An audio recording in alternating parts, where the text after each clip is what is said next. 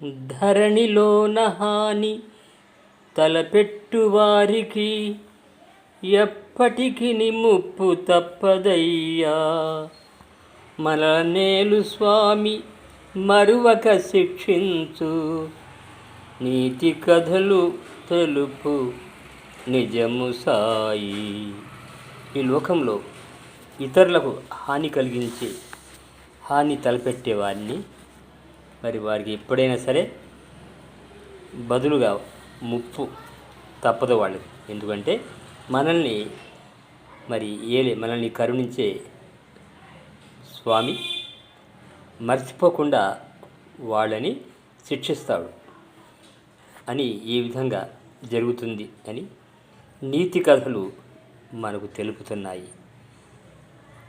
కాబట్టి మనం ఇతరులకు హాని కలిగించకూడదు, దానివల్ల ముప్పు తప్పదని సాయి మాట మనకు తెలియజేస్తుంది.